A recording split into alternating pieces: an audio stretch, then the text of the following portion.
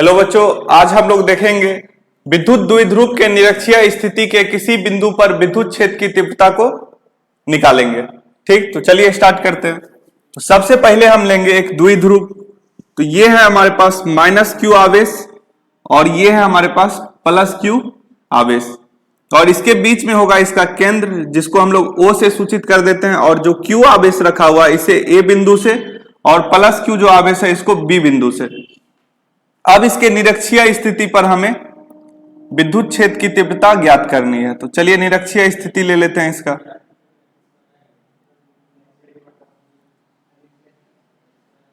अब इस निरक्षीय स्थिति पर एक बिंदु ले लेते हैं, इस बिंदु का नाम दे देते हैं N। इस बिंदु N पर जो है विद्युत क्षेत्र का तीव्रता हमें निकालना है। तो कैसे निकालेंगे? तो सबसे पहले है +q आवेश के लिए देखेंगे यहां पर विद्युत क्षेत्र की तीव्रता क्या होगी, और -q आवेश के लिए भी यहां पर विद्युत क्षेत्र की तीव्रता क्या होगी। तो चलिए उसे निकालते हैं। तो यहां से क्या करेंगे, +q से जो है पता है हमें, +q से बाहर की ओर विद्युत क्षेत्र की तीव्रता होती है, +q से बाहर की ओर विद्युत क्षेत्र की तीव्रता होगी। तो ये जो होगा बाहर की ओर होगा, इसका नाम होगा ENB। और अगर -q से देखें अगर विद्युत क्षेत्र की तीव्रता, तो ये होगा -q की ओर। +q से क्या था, बाहर की ओर था, और -q से किधर होगा, इसके तरफ होगा। तो ये होगा ENA जो होगा वो -q के तरफ होगा, और जो प्लस से जो हुआ था वो बाहर की ओर था। ठीक, ये हम जानते हैं। अब यहां पर एंगल क्या बन रहा है, थीटा एंगल बन रहा है, और ये यहां पर क्या है, ये जो लेंथ है यहां से यहां तक वो L है, और ये भी लेंथ इधर द्विध्रुव का जो ये है वो L है। ये लंबाई और ये लंबाई L है, और यहां से इस केंद्र से ये जो N है वो हम लोग लिए हुए हैं X। केंद्र से जो N का जो दूरी लिए हुए हैं ये दूरी हमारा है X। अब हमें क्या करना है, ENB और ENA निकालना है। चलिए देखते हैं। +q द्वारा बिंदु N पर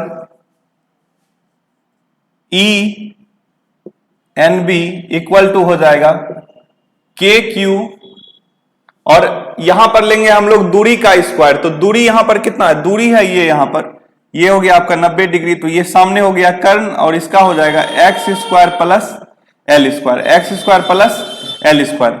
तो ये है इसका आधार और ये लंब, तो कर्ण हो जाएगा x² + L²। तो इसे हम लोग लिख देते हैं यहां पर x² + L²। अब इसका जो दिशा जो है, इसका दिशा किधर है, इसका दिशा है बाहर की ओर, तो B से N की ओर दिशा है। किधर है इसका दिशा, B से N के तरफ। तो लिख देंगे दिशा इससे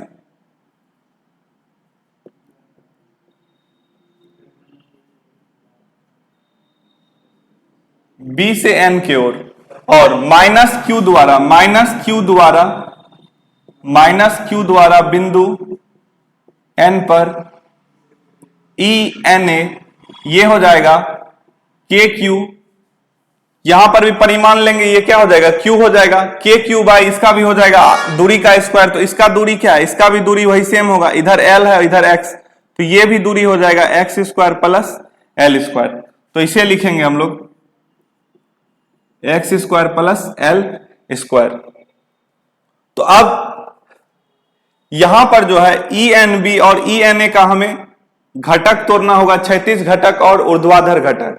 तो इसके लिए यहां पर लिए हुए हैं थीटा, ये एंगल यहां पर लिए हैं, और इसको क्या करेंगे, एक क्षैतिज रेखा अपने से ड्रॉ करेंगे, और यहां पर जो है अगर ये थीटा एंगल है तो इधर भी क्या होगा, इधर भी थीटा होगा, काहे कि इसका लंबाई उसका लंबाई सेम है, और ये भी x है, ये लंबवत निरक्षीय स्थिति पे है, तो ये थीटा तो ये भी थीटा होगा। तो यहां पे हो जाएगा ये थीटा, और अगर इसे थीटा लिए हुए हैं, अगर थीटा कोण है ये, तो ये वाला भी एकांतर कोण क्या हो जाएगा, ये थीटा हो जाएगा। तो अब क्या करेंगे, ENB का जो है कंपोनेंट, ENB का घटक तोड़ेंगे। तो इसका जो होगा ऊर्ध्वाधर घटक जो होगा,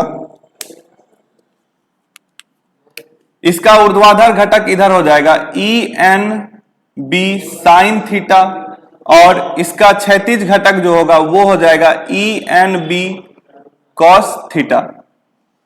अब अगर ENA का अगर घटक तोड़ें तो ENA का घटक हो जाएगा नीचे की ओर हो जाएगा क्षैतिज ऊर्ध्वाधर घटक ENA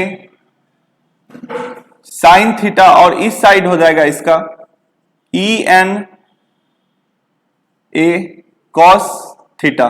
तो इस तरह जो है इस बिंदु पर दोनों जो विद्युत क्षेत्र की तीव्रता था प्लस क्यू के द्वारा और माइनस क्यू के द्वारा, दोनों का हम लोग घटक तोड़ लिए। अब क्या करेंगे, यहां पर जो है ऊर्ध्वाधर घटक जो है ये ENB साइन थीटा और ENA साइन थीटा, ये दोनों एक दूसरे क्या करेगा, निरस्त कर देगा। कैसे निरस्त करेगा, ENB और ENA दोनों का वैल्यू क्या है, दोनों का जो मान है वो क्या है, समान है, क्योंकि Q का जो परिमाण है द्विध्रुव के लिए क्या होता है, समान होता है। इसका परिमाण क्या होता है, समान। और जो दूरी जो है यहां से B से जो N का दूरी है, B से N जो दूरी है और N से A का दूरी है, वो दोनों क्या है, समान है। ये दोनों समान दूरी है, जो कि कितना आया है, ये आया √x² प्लस L²। ये समान दूरी है और Q जो है यहां पर दोनों का परिमाण समान है, तो ENB और ENA का मान क्या हो जाएगा, दोनों आपस में क्या होगा, बराबर।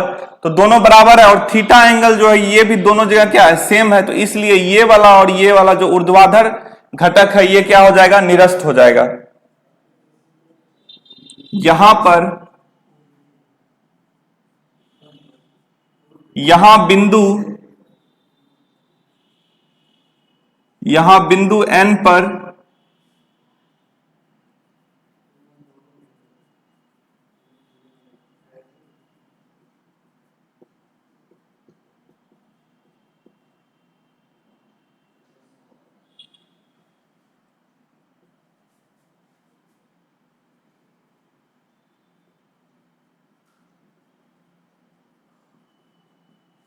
ENA और ENB का ऊर्ध्वाधर घटक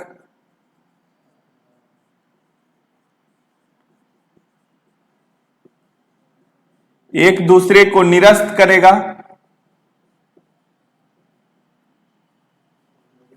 और इसका जो क्षैतिज घटक होगा, ये वाला जो क्षैतिज घटक दिख रहा है, ये क्षैतिज घटक आपस में क्या हो जाएगा, जुड़ जाएगा। तो इस बिंदु N पर जो हो जाएगा, इस बिंदु N पर E नेट जब निकालेंगे तो E नेट क्या होगा, दोनों आपस में जुड़ जाएगा। कौन कौन सा जुड़ जाएगा, ENB cos theta plus ENA cos theta, ये दोनों आपस में जुड़ जाएगा। और अगर इस त्रिभुज में, यहां पर इस त्रिभुज में अगर देखें हम लोग cos थीटा का मान, तो cos थीटा का मान हो जाएगा आधार बटे कर्ण। तो आधार है यहां पर L, ये थीटा यहां पे हो गया, तो ये आधार इसका है L और कर्ण जो है वो है x² प्लस L² का स्क्वायर रूट। तो इसका मान हमें cos थीटा में रखना होगा। ENB और ENA का यहां पे मान निकाले हुए हैं, तो ENB क्या है, ENB है KQ √x² प्लस L² और cos थीटा का मान हो जाएगा L bye √x² plus L²।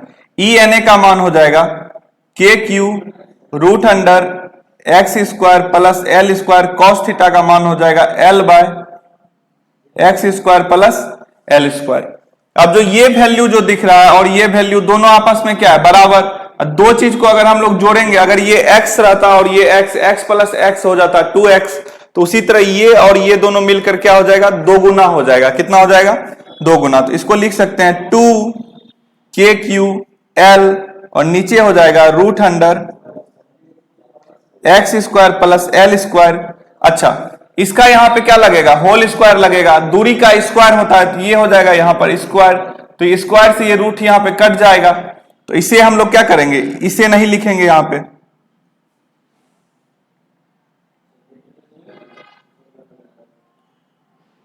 तो इधर हो जाएगा ये x² प्लस L² और इधर हो जाएगा √x² प्लस L²। तो ये हो गया 2KQL और नीचे देखिए इस पे पावर है 1 और यहां पर इसका जो है इस रूट को अगर हटा देंगे तो ये आ जाएगा 1/2। अब इसको 1 और 1/2 को इसको ऐड कर देंगे तो ये हो जाएगा x² प्लस L², इसके पावर हो जाएगा 3/2, इसका पावर हो गया 3/2। तो E नेट बराबर, अब यहां पे क्या करेंगे, 2QL जो है उसको हम लोग अलग कर लेंगे, K और नीचे हो गया x² प्लस L² का पावर 3/2 और इधर हो गया 2QL। अब जो 2QL जो होगा, 2QL जो होगा वो P के इक्वल होगा, द्विध्रुव आघूर्ण। इसका द्विध्रुव का जो है द्विध्रुव आघूर्ण जो होगा वो होगा इधर P, जो कि माइनस से प्लस की ओर होगा, जो कि माइनस से प्लस की ओर होगा। अब इसका मान जो है यहां पर 2QL के जगह पे रख देंगे, तो ये हो जाएगा KP, जहां P बराबर क्या लिए हम लोग 2QL, द्विध्रुव आघूर्ण है। ये क्या है? द्विध्रुव का आघूर्ण। ठीक, अब नीचे जो है ये लिखेंगे x square plus L square, और ये हो जाएगा 3/2। अब ये जो है हमारा ई नेट का जो फॉर्मूला है इस बिंदु N पर आ गया। अब यहां पर जो है द्विध्रुव के लिए हम लोग एक केस लगाएंगे। वो केस क्या है? यहां पर जो द्विध्रुव का जो ये बीच का दूरी जो होता है वो बहुत ही कम होता है, बहुत ज्यादा कम, बहुत करीब में ये दोनों रखा हुआ रहता है। तो ये जो L जो है, L का मान x के मान पे क्या हो जाएगा? L का जो मान है वो उसको हम लोग नेग्लेक्ट कर देंगे, उसको हम लोग नेग्लेक्ट कर देंगे। क्यों ऐसा करेंगे? क्योंकि ये जो x जो है, x जो ये बिंदु जो N है इसके केंद्र से बहुत दूर पे है, जबकि A और B जो है बहुत ज्यादा करीब है, इसलिए इसके मान को क्या करेंगे हम लोग? नेग्लेक्ट कर देंगे। यानी कहने का मतलब ये हुआ कि x जो है वो बहुत ज्यादा बड़ा है किससे? L से। तो x स्क्वायर भी क्या होगा? x स्क्वायर भी L स्क्वायर से क्या होगा? बहुत ज्यादा। तो इस L स्क्वायर के मान को हम लोग क्या करेंगे? यहां जो L स्क्वायर है इसको हम लोग नेग्लेक्ट कर देंगे।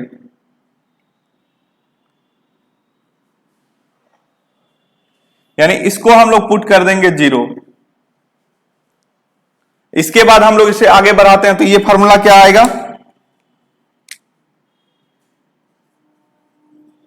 ई नेट बराबर KP, और नीचे हो जाएगा x स्क्वायर, और ये हो जाएगा 3/2। इसके पावर 2 से 2 को कटा देंगे तो ये आ जाएगा KP/x³। ई नेट का फॉर्मूला आ जाएगा KP/x³, और K का मान अगर यहां पर रख दिया जाए, K का मान अगर रख दिया जाए तो क्या हो जाएगा? ये 1/4πε0 इंटू P, और नीचे हो जाएगा ये x³। अब यहां पर जो दिशा जो होता है, यहां पर जो दिशा होता है P का जो द्विध्रुव आघूर्ण जो है, ये द्विध्रुव का जो आघूर्ण है उसका दिशा है माइनस से प्लस की ओर, माइनस से प्लस की ओर। लेकिन यहां पर जो ई नेट का जो दिशा आ रहा है वो क्या आ रहा है? इसके विपरीत आ रहा है, इसके विपरीत आ रहा है। तो यहां पर हमें ई नेट भी दिख रहा है और यहां पर P भी दिख रहा है। तो इस दोनों में क्या है? इस दोनों का दिशा क्या है? एक दूसरे से विपरीत। अगर इसे सदिश के रूप में लिखा जाए, अगर इसे सदिश के रूप में लिखा जाए तो कैसे लिखेंगे? लिखेंगे ई नेट 1/4πε0 P वेक्टर, और इसके आगे क्या लगा देंगे? माइनस लगा देंगे, और नीचे हो जाएगा ये x³। तो ये हो गया आपका सदिश रूप में, ये हो गया सदिश रूप में। तो इससे पिछले वीडियो में हम लोग देखे थे इसके अक्षीय बिंदु पर जो कि आया था, वैल्यू कितना आया था उसके लिए? अक्षीय बिंदु पर, अक्षीय स्थिति पर उसके लिए आया था 1/4πε0 2p आया था। क्या आया था? 2p/x³, 2p/x³।